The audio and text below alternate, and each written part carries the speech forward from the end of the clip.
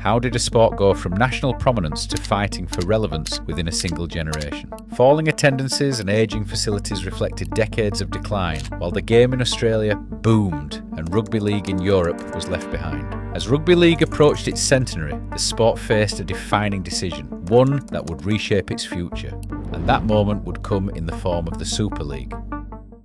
In the late 1940s and throughout the 1950s, rugby league entered a post-war boom. The sport sat firmly within the United Kingdom's national sporting calendar, with the Challenge Cup final becoming one of the most anticipated and widely watched events of the year. Played at Wembley Stadium, rugby league shared the national stage with the top sporting events, drawing vast crowds and coverage from the national broadcaster. Attendances at Challenge Cup finals regularly exceeded 90,000, and in 1954, the replay between Halifax and Warrington at Oddsall drew an official crowd of 102,000, with estimates suggesting the true figure may have been far higher as Warrington lifted their fourth Challenge Cup. Rooted in the industrial towns and cities of northern England, the game nonetheless commanded mainstream, nationwide attention following its formation in 1895. Internationally, the Ashes series between Great Britain and Australia were major sporting occasions, alternating between hemispheres. Britain won 6 of the 8 post-war series during the 1940s and 50s, attracting large crowds in major stadiums in both countries.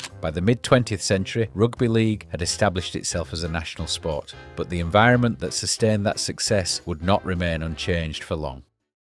Rugby league's position in British sport did not disappear overnight. In the decades that followed the heights of the 1950s, the game entered a period of steady, gradual decline. Facilities aged, crowds fell, and association football continued to grow in strength, asserting its cultural dominance within the sporting landscape. By the end of the 1970s, the balance of power within rugby league had shifted. Australia was leading the way in professionalism and on-field quality. Britain's victories in the 1970 Ashes series and the 1972 World Cup would prove to be its last major successes against the Kangaroos for decades, as Australian dominance continued to grow. Television audiences, commercial revenues, facilities, and crowd numbers increasingly highlighted how far the British game was falling behind. While the Challenge Cup final remained a major event at Wembley Stadium, broadcast nationally by the BBC, domestic competition became increasingly predictable. Under the guidance of Maurice Lindsay, Wigan became the first club to adopt a fully professional model in the early 1980s, a move that placed them ahead of the rest of the competition. The results were clear. Wigan's sustained dominance throughout the decade, but also concentrated success at a time when wider interest in the sport was already beginning to decline. Rugby league remained deeply rooted in its heartland communities, but its national profile continued to shrink. By 1990, attendances in Australia were now 2 times more than in England. Crucially, the sport did not lack quality or star power. Players such as Ellery Hanley, Sean Edwards, and later Martin Offiah and Gary Schofield emerged as genuine stars of the era. The product remained compelling, but the way it was presented to the wider public struggled to keep pace. As the 1990s approached,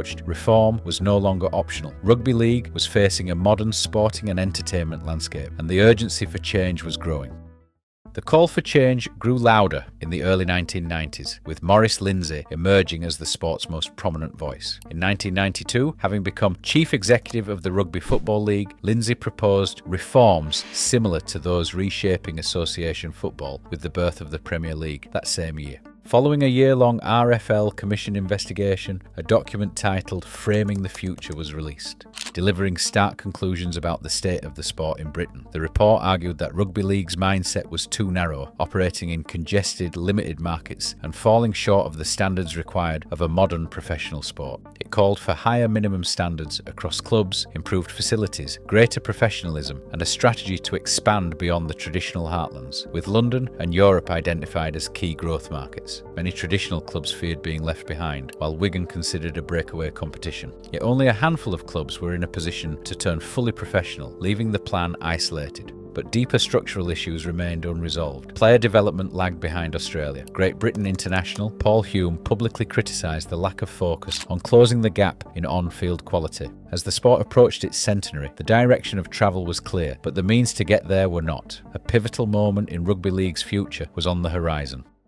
While rugby league in England struggled to implement meaningful reform, a very different battle was unfolding in the Southern Hemisphere. In Australia, a broadcast war broke out, with media moguls vying for control of the sport's television rights. The struggle was as much about control as it was about money, and its implications soon crossed the globe. Rupert Murdoch, owner of Sky Television and Sky Sports, saw an opportunity. Already broadcasting league matches in the UK, he put forward a bid of £87 million over 5 seasons for a UK version of a Super League, well above market value.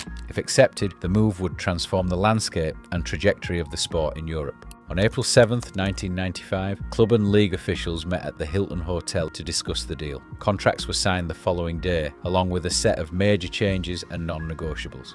We think our game is tremendous. Everyone who watches our game is in love with it. But for some reason, we can't get it watched by millions. This gives us the opportunity to put the game on a firm footing financially. It also gives us the opportunity to expand totally in a way that we want to do for 100 years but haven't been able to. The competition would move from a winter to a summer season, a shift Lindsay had advocated for since the 1980s. The change provided a clear window for rugby league to avoid clashing with association football and gain greater attention.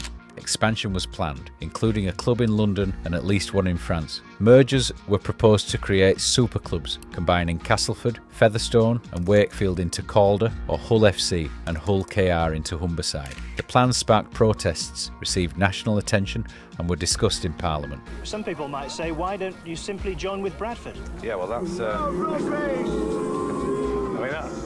That speaks for itself. Ultimately, the idea was abandoned in favour of a licensing system, awarding Super League places based on financial stability, professional commitment and infrastructure, rather than on-field results. Under the new system, clubs were required to employ full-time squads of players and coaches, maintain stadiums meeting minimum standards, including quality playing surfaces and proper drainage, and secure at least 4,000 season ticket holders. A salary cap was introduced, restricting clubs from spending more than 40% of their income on player salaries. Murdoch's investment came with one-off payments to clubs, enabling them to turn fully professional, clear debts, upgrade facilities and strengthen squads. The 1994-95 season would see the top 10 clubs secure a place in Super League, alongside the London Broncos and a Paris club, backed by French broadcaster Canal+, while also receiving government funding, and Toulouse, originally considered, withdrew as they could not meet the criteria. The league therefore began with 12 teams instead of the originally planned 14. Paris Saint-Germain adopted the branding of the football giants, taking the team name and colours. Canal+ invested £2 million in player contracts, stadium costs and marketing, effectively becoming the club's primary backer.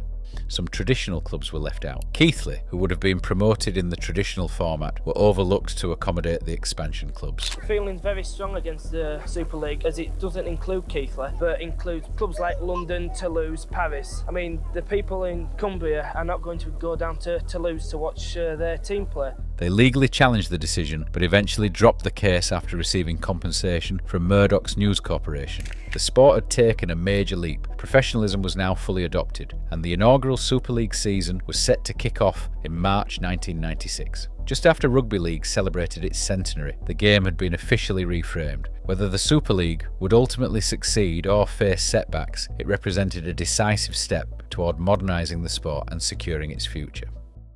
On March 29, 1996, Paris Saint-Germain hosted the Sheffield Eagles at the Stade Sébastien Charletti. Just under 18,000 fans witnessed the very first Super League match, a resounding success and a clear signal that rugby league had entered a new era. For the corner! Try! No doubt that time! The Super League also brought change and innovation. Squad numbers and player names appeared on shirts, while the introduction of a video referee for live televised matches marked a significant step forward for officiating. Clubs were limited to a maximum of 6 foreign imports, with London and Paris exempt to support the growth of the sport in non-traditional markets. 2 matches were broadcast live per week on Sky, with improved camera coverage and higher production quality. On the field, St Helens broke Wigan's chain of dominance, winning the inaugural season in a first-past-the-post system by a single point. The London Broncos' 4th place finish was a resounding success for the league's expansion ambitions, while Paris avoided relegation in its debut season. Andy Farrell won the first Man of Steel award under the Super League banner, while Paul Newlove and Bobby Goulding starred for the Saints as the top try and point scorers.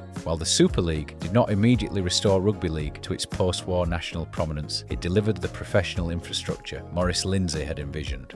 Over the following 30 years, the league has continued to innovate. Playoffs were introduced in 1998, culminating in grand finals at Old Trafford, creating a marquee event that anchors the season. Clubs have pushed the boundaries of expansion with matches in Australia, Paris, Barcelona, and even as part of the NRL's Vegas weekend. The Magic Weekend has become a major highlight for fans and players alike. While administration has never been perfect, the Super League, backed by Sky, provided the platform Rugby League needed to turn fully professional. Today, the European game finds itself once again at a crossroads, reminiscent of the 1990s, with another pivotal decision on the horizon. The question remains, where will Rugby League go next?